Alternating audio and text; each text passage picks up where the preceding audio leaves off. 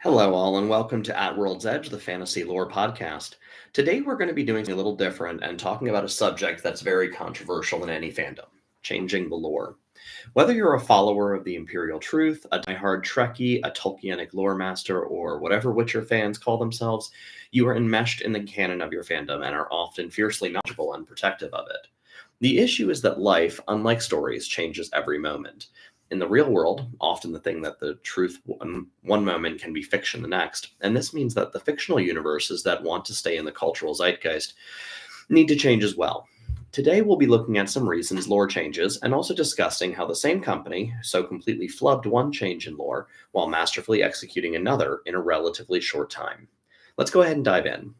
So, first, what is lore? Whether you call it canon, backstory, lore, or just the story, it's a collection of works that make up the foundation of the fictional universe in question. If it's the X factor that elevates a simple story to the atmospheric reaches of fandom, I like to imagine lore as a spider web that begins spinning the moment a story begins. Think like this. Star Wars opens on that famous crawl. It uses exposition to introduce us to the setting, the enemy, some names, and importantly, the tone of the story. Then the action bursts on scene, and we get some vehicles. We understand how they're propulsed to an extent. We get a fight between a group of poorly armored and scared soldiers facing off Nazi-esque plastic encased foes led by a strongman. C3PO and R2D2 are introduced, and they meet Princess Leia, also introduced. Princess Leia meets Darth Vader, and that's where the threads begin to connect in our web. The Galactic Empire mentioned in the crawl is that triangular ship, that ship that carries those soldiers who are led by Darth Vader, who captures Princess Leia, and who has charged the droids with something special. Everything we learn about Star Wars from 1977 to The Acolyte this year ties back to those initial moments in threads of sometimes barely perceptible gossamer and other times thick vines of connection. Later, we're going to learn that Darth Vader is the father of both C3PO and Princess Leia, and that R2D2 was his friend or property. The planet we found ourselves on was his homeworld, and that the ships fighting were the latest in a war stretching back thousands of in-universe years. We would learn the names of the ships, the names of the crew, the people that built and trained them, the economic and political forces that drive them, and all of those disparate pieces of knowledge, big and small, form a background to that fan representing a complete picture of the that they know, love, discuss, and debate. It makes the universe that much deeper and more interesting, and it's a labor of love as much for the fan as for the creator. Oftentimes, this creation, in fact, spreads far wider than the creator initially had in mind. And that leads us to the first point. What is canon? What is not? And is it easy to tell? The answer is yes and no. Canon is generally recognized as the work by the creator or owner of the property, or in very old stories, think Arthurian legend, generally accepted by the community as fact. An excellent example of this would be Norse mythology. Originally conceived as a way to convey entertaining and instructive stories that incorporated some bits of history along the way to the Viking diaspora of the 9th and 12th century, the stories of Thor, Odin, dwarves, elves, giants, etc., have grown through retelling, translation, visual representation, and interpretation to the point where it would be very interesting to see what exactly a listener in the year 1000 would think of a current retelling. Then there is beta canon, or canon adjacent.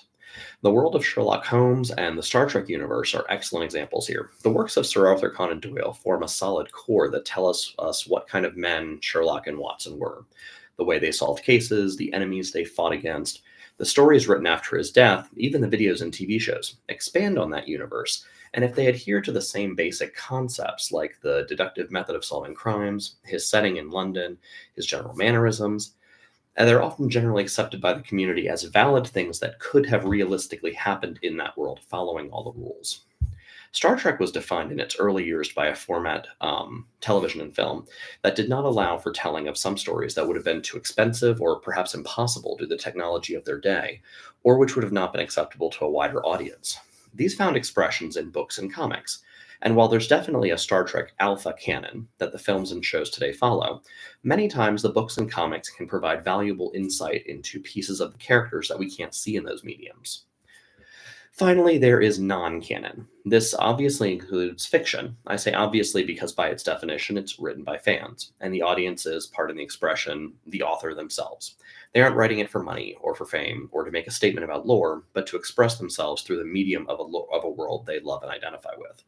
This is no judgment in quality, simply that there's no inherent gauge on the level of adherence to existing lore that's necessary to ensure consistency in universe. When the author could be anyone from any direction, that this becomes something that you need to consider. It also includes entries into the fandom that are clearly just one-offs or fluff bits, and these can be included like a promotional tie to a cereal box or a fast food toy. It could include crossovers that would be fairly ridiculous, like X-Men and Star Trek, fun for an audience, but would break both lores completely. It could also be a bizarre franchise decision like the Star Wars Holiday Special or the Star Tours Disney rides. In those cases, the characters were used, but placed in situations that wouldn't make sense in the time or theme, but it can still be fun to see a favorite character placed in a new light. So, if lore is so important, why would we need to change it? Well, like we said, the real world is constantly changing. If a property wants to stay relevant, it needs to adapt not only to the medium preferred by current audiences, but also to their stylistic choices.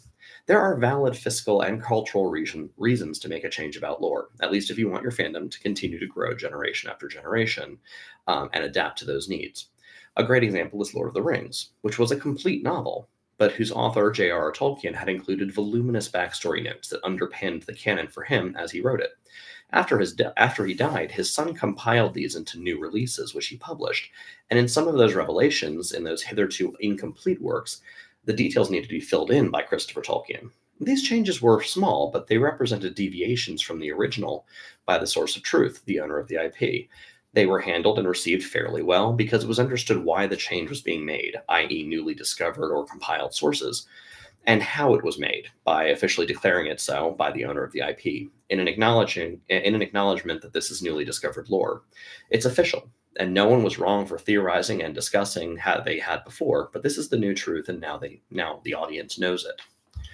We're not going to be touching on the need to change canon to adapt to new mediums in this video because I feel like that's a wholly different beast, but instead we're going to be pivoting to the story of Games Workshop.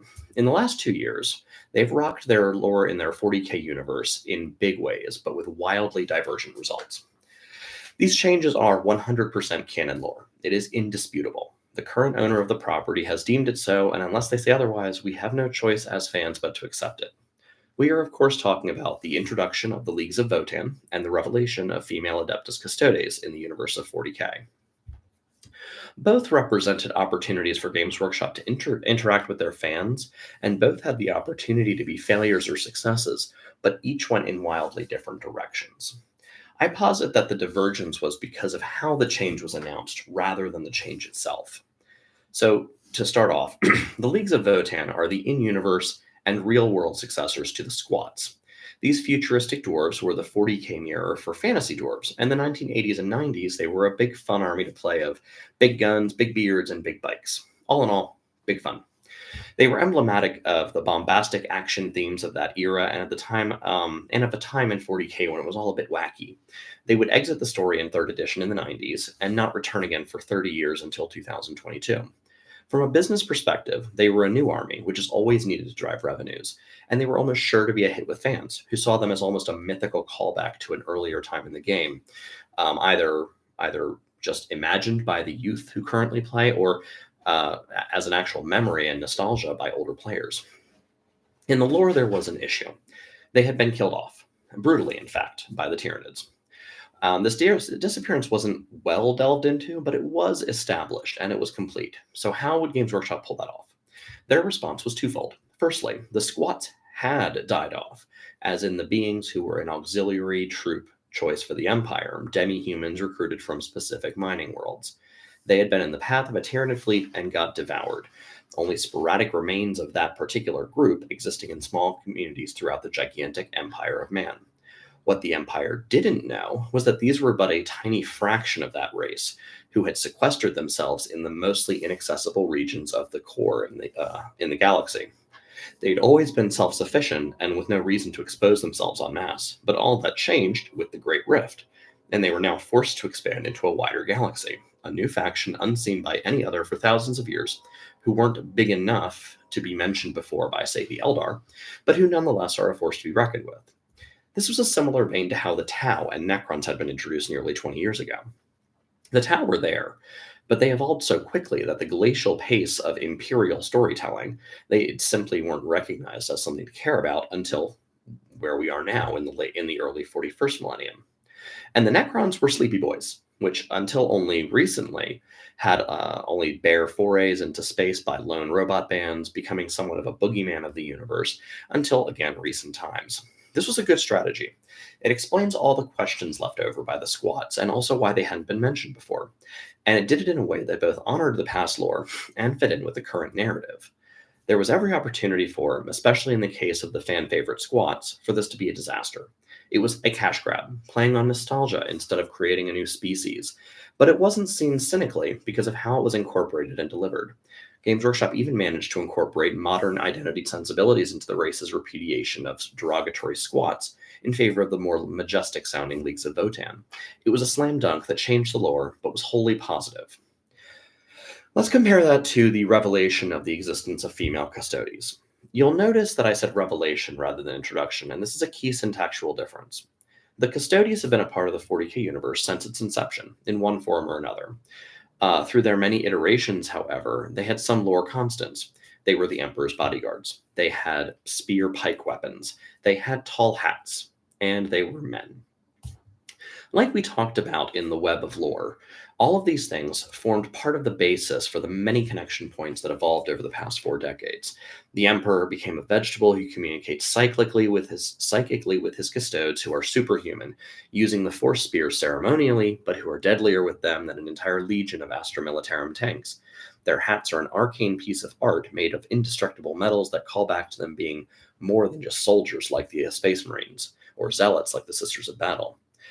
Then they weren't all men. They weren't just all men. They were handpicked and underwent trials that their bodies were biologically limited to for being male, much like the Space Marines themselves. It was this last point that became a foci in April of 2024. And I say revelation because Games Workshop chose to introduce female custodes with a famous tweet. Since the first of the 10,000 were created, there have always been female custodians. This represents a clear break with the lore, something that the owner of property must do from time to time. But as we saw with the Votan, there are ways to do it that are more palatable. To be sure, there's going to be hardliners that are going to reject female custodes just because there's hardliners that are going to reject any changes. This could be because of bigotry, or because they simply find it too difficult to mentally handle the change to something they love so much.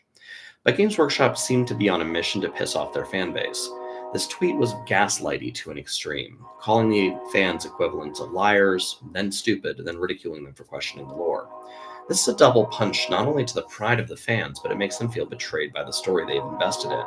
Not only countless dollars, but also immeasurable processing power as they had thought about the story, turned it over in their heads, fantasized about their own bits of canon lore. The change was also a shot out of the dark, as it didn't intersect any narrative need, nor did it answer a question from the existing canon. Again, the Votan release gave us an answer to what happened to the squats long ago, and it gave us a new dimension to consider about the Great Rift. On the business side, the whole series of events struck as of an outside entity, the greater human community invading on the sacred territory of a fandom, but that for all its impact was still only some thousands strong in real terms. This isn't the rabid millions of Star Wars fans, Star Trek fans, or Lord of the Rings fans that can support billion-dollar franchises. This is a relatively niche collection of men and women who have been supporting and building the fandom and each other for decades, slowly inviting in others who would like to see and incorporate change slowly.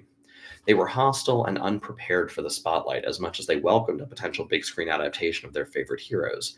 It was understood that with fame comes a spotlight, and with a spotlight comes normies.